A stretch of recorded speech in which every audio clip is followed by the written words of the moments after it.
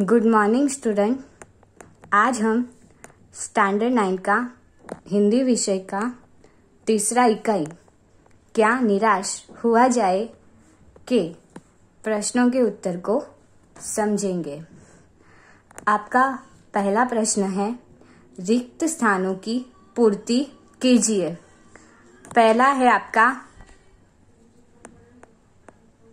पहला प्रश्न है, ड्राइवर को मारपीट से डैश ने बचाया। अब आप लोगों के विकल्प है कंडक्टर, लेखक। अब हमें इकाई में देखा था कि कंडक्टर तो साइकिल लेके चला गया था, तो ड्राइवर को मारपीट से किसने बचाया होगा? लेखक ने। तो उत्तर इस प्रकार लिखेंगे, ड्राइवर को मारपीट से लेखक ने बचाया। दूसरा प्रश्न है, भारतवर्ष सदा कानून को डैश के रूप में देखता है। अब हमने देखा था इकाई में कि कानून और धर्म को एक साथ बताने की बात की गई थी, यानी कि कानून में भी धर्म को ज्यादा महत्व दिया हुआ है। तो भारतवर्ष सदा किसको देखता है? कानून को किसके रूप में देखता है? धर्म के रूप में। तो उत्तर लिखेंगे, भारतवर्ष सदा कानून को धर्म के रूप में देखता रहा, यानी कि धर्म रूप में देखता रहा है। तीसरा प्रश्न है, व्यक्ति जो कुछ भी करेगा लोग उसमें डैश खोजने लगेंगे। विकल्प है दोष, अवसर। अब व्यक्ति अच्छा काम करेगा तो भी लोग उसमें से क्या देखते हैं? नुक्स निकालते हैं। तो नुक्स का समानार्थी हो गया दोष। तो उत्तर आएगा दोष। व्यक्ति जो कुछ भी करेगा लोग उसमें दोष खोजने लगेंगे। चौथा है, मेरे मन डैश होने की जरूरत नहीं है। विकल्प है प्रसन्न, उदास। तो अभी जो भ्रष्टाचार, चोरी वो सब हो रहा है, इसीलिए मन क्या होगा? प्रसन्न तो होगा नहीं। तो क्या आएगा? उदास। तो उत्तर इस प्रकार लिखेंगे, मेरे मन उदास होने की जरूरत नहीं है। पांचवा है, कैसे कहूं कि मनुष्यता एकदम डैश हो गई? निरुपाय, समाप्त। उत्तर इस प्रकार लिखेंगे, कैसे कहूं कि मनुष्यता एकदम समाप्त हो गई। अब आप लोगों का दूसरा प्रश्न है, सही विकल्प चुनकर विधानों को पूर्ण कीजिए। पहला प्रश्न है, व्यक्ति जो कुछ भी करेगा। पहले विकल्प देख लेते हैं। अ, लोग उसकी प्रशंसा करेंगे। ब, लोग उसमें दोष खोजने लगेंगे। क, लोग उसका विरोध करेंगे। अब हमें पता है कि व्यक्ति कुछ भी काम करेगा, अच्छा या बुरा, सबसे पहले तो अच्छा काम करेगा तो उसमें से ही क्या हो गए? लोग दोष निकालने लगते, यानी नुक्स ढूंढते हैं। अच्छे काम की तारीफ तो नहीं करते। तो क्या आएगा? ब, लोग उसमें दोष खोजने लगेंगे। तो उत्तर लिखेंगे, व्यक्ति जो कुछ भी करेगा लोग उसमें दोष खोजने लगेंगे। दूसरा प्रश्न, क्या यही भारतवर्ष है जिसका सपना? किस किसने देखा था वो लिखना है। अ, रविंद्रनाथ ठाकुर ने देखा था। ब, आम लोगों ने देखा था। क, तिलक और गांधी ने देखा था। तो हमने पहले ही इकाई में देख लिया कि क्या ये यही भारत है जिसका सपना तिलक और गांधी ने देखा था। तो उत्तर आएगा क, क्या यही भारतवर्ष है जिसका सपना तिलक और गांधी ने देखा था। तीसरा प्रश्न, केवल उन्हीं बातों का हिसाब रखो जिनमें धोखा खाया है। तो विकल्प है अ, जीवन सुखमय हो जाएगा। ब, जीवन सूना हो जाएगा। क, जीवन कष्टकर हो जाएगा। तो क्या आएगा उत्तर क, जीवन कष्टकर हो जाएगा। उत्तर इस प्रकार लिखेंगे, केवल उन्हीं बातों का हिसाब रखो जिनमें धोखा खाया है तो जीवन कष्टकर हो जाएगा। अब आप लोगों का नया प्रश्न है, प्रश्नों के एक एक वाक्य में उत्तर लिखिए। पहला प्रश्न है, आज समाचार पत्र यानी कि न्यूज़पेपर में कौन कौन से समाचार भरे रहते हैं। अब हमें पता है कि कौन कौन से समाचार आते हैं कि चोरी, डकैती, भ्रष्टाचार, वही सब जो न्यूज है वो न्यूज़पेपर में आता है। उत्तर इस प्रकार लिखेंगे, आज समाचार पत्र में चोरी, डकैती, तस्करी और भ्रष्टाचार के समाचार भरे रहते हैं। दूसरा प्रश्न है, देश का वातावरण आज कैसा बन गया है।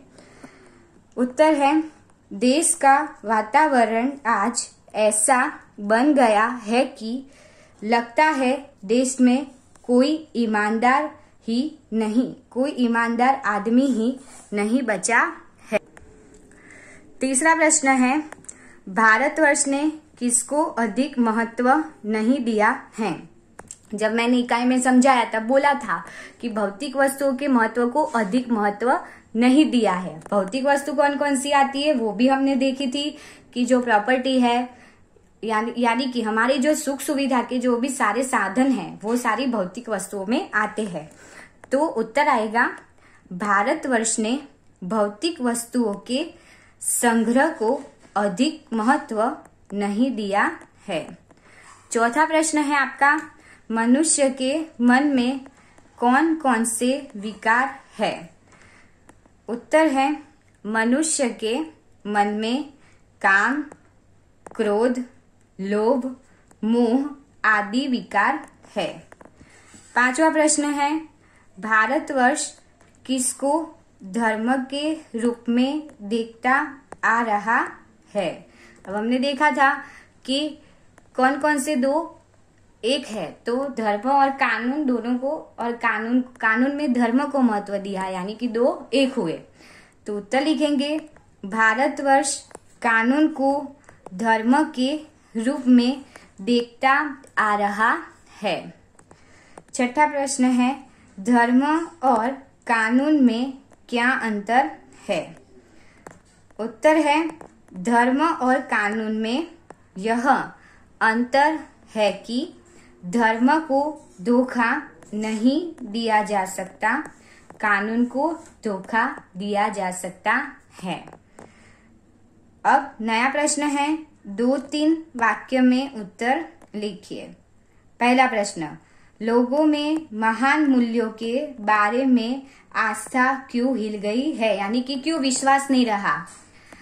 तो उत्तर है, आजकल ईमानदारी और परिश्रम यानी मेहनत करके जीविका कमाने वाले यानी कि रोजी रोटी कमाने वाले श्रमजीवी यानी कि मजदूर पीस रहे हैं और झूठ तथा फरेब का रोजगार करने वाले फल फूल रहे हैं। इसीलिए लोगों में महान मूल्यों के बारे में आस्था हिल गई है। दूसरा प्रश्न है, लेखक क्या देखकर हताश होना उचित नहीं मानते। पहला उसका उत्तर है, इस तरह लिखेंगे, लेखक कहते हैं कि आजकल ईमानदारी और परिश्रम के बदले झूठ और फरेब का बाजार गर्म है। ऊपरी दिखाई देने वाली इस मनुष्य निर्मित स्थिति से लेखक हताश हो जाना उचित नहीं मानते। तीसरा प्रश्न, देश के दरिद्र जनों की हीन अवस्था दूर करने के लिए क्या किया गया है। हमने देखा था कि गरीब लोगों की जो गरीबी है वो दूर करने के लिए क्या किया गया है। उत्तर लिखेंगे, देश के दरिद्र जनों की हीन यानी कि गरीब अवस्था दूर करने के लिए शासन ने यानी कि गवर्नमेंट ने, सरकार ने अनेक कायदे कानून बनाए हैं। इनका यही लक्ष्य है कि कृषि, उद्योग, वाणिज्य, शिक्षा और स्वास्थ्य के क्षेत्रों में लोगों की स्थिति अधिक उन्नत और सुचारू बनाया जाए। चौथा प्रश्न है, किसी के दोषों का पर्दाफाश करना कब बुरा बन जाता है? उत्तर लिखेंगे, दोषों का पर्दाफाश करना बुरी बात नहीं है, लेकिन जब किसी के गलत पक्ष में रुचि रखकर उसे उद्घाटित करना, पर्दाफाश करना यानी कि अपना निजी बैर लेना, बदला लेना अपना कर्तव्य मान लिया जाए, तब वह बुरा बन जाता है। पांचवा प्रश्न है, कविवर रविंद्रनाथ ठाकुर ने प्रार्थना गीत द्वारा भगवान से क्या याचना की है? उत्तर लिखेंगे, कविवर रविंद्रनाथ ठाकुर ने अपने प्रार्थना गीत में भगवान से यह याचना की है कि संसार में केवल नुकसान उठाना पड़े, धोखा खाना पड़े, तो भी मैं विचलित न हो जाऊं। ऐसे विचलित यानी हताश, ऐसे अवसरों पर भी हे प्रभु मुझे ऐसी शक्ति दो कि मैं तुम पर संदेह न करूं, यानी कि तुम्हें उसका दोषी न मानूं। अब नया प्रश्न है, विरोधी शब्द लिखिए। पहला है ईमानदार, तो ईमानदार का विरोधी हो जाएगा बेईमान। दूसरा है भ्रष्टाचार, तो उसका विरोधी बन गया सदाचार। फिर है तीसरा आंतरिक, तो उसका बन जाएगा विरोधी बाह्य। चौथा है सबल, तो उसका विरोधी शब्द बनेगा निर्बल। पांचवा है क्रोध, तो उसका विरोधी शब्द बनता है अक्रोध। छठा है उचित, तो उसका विरोधी शब्द बन गया अनुचित। सातवां है अकारण, तो उसका विरोधी शब्द बन गया सकारण। आठवां है निष्कृत, तो विरोधी शब्द बनेगा उत्कृष्ट। नौवां है कायर, तो विरोधी शब्द बनेगा वीर। और 10वां है मनीषी, मनीषी यानी होशियार, तो उसका विरोधी शब्द बन गया मूर्ख।